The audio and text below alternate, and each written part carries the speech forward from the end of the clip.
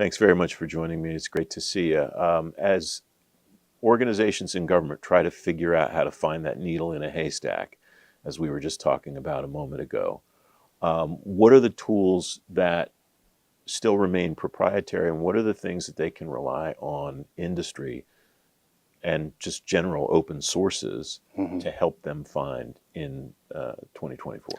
Yeah, I mean, so part of my job is to talk to our customers, understand what the challenges they're facing on so that we can respond and provide solutions for that. And what I hear over and over again, especially when it comes to intelligence on the China market, is that the data, given the geopolitical context, is becoming more and more important. But it's harder and harder to find. It's a very low visibility market right now. The data that does exist, it's very noisy. It's a ton of data that overwhelms the analysts so that they have to find that needle in the haystack themselves. Conversely, the other approach is a very wide, narrow, shallow analysis, which doesn't give you a lot of actionable intelligence. The last thing is around like context. China's a very unique market. If you don't have the experience, the background in the space, it's really hard to understand what you're looking at and how you can identify that hidden risk, that actionable intelligence, those obfuscated relationships. So you need tools that can help you cut through all of that noise and really provide that information very quickly in a user-friendly manner that anyone from an intern to somebody who's been on the desk for 20 years can use and make accurate decisions that they're confident behind and can stand behind. Is that data low visibility because you have to collect it from half a world away, because someone's trying to conceal it to prevent you from collecting it? Some combination of those, some other reason? Yeah, I mean, all of the above. Like, again, it's that context, that background. So my company, WIreScreen, our co-founder, David Barbosa, actually spent 10 years in country. He was the bureau chief of the Shanghai branch of the New York Times. And so he spent a lot of time investigating corporate corruption into the Chinese Politburo. And basically, he did this 2-year investigation trying to find all of this obfuscated wealth.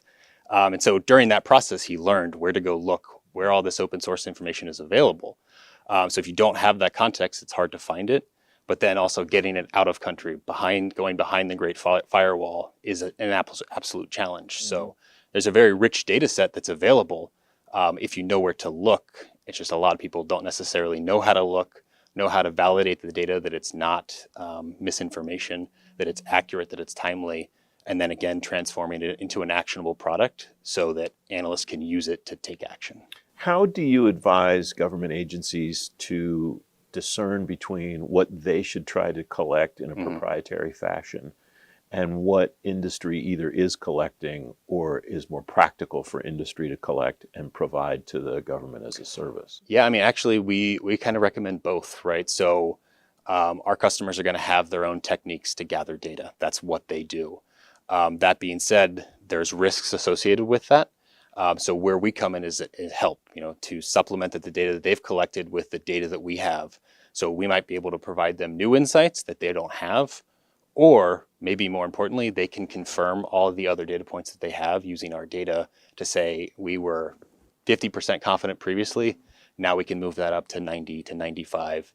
And again, instilling that confidence in the analysis that we've provided. How has the border between open source intelligence and proprietary intelligence, proprietary information changed, evolved over, say, the last 5 to 10 years? And what's driven that evolution, that change? Yeah, I mean, they're merging, in my opinion. And that's just kind of the flood of data that's available, right? We were talking about our cell phones and all the ad tech information, the social media information that's available.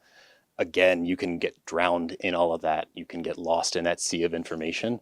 And so by combining all the sources, the private sector sources, the data that our customers are collecting, the US government announcements, information from NGOs to give you a clear picture, you need all of that to actually get to the answers you're looking for.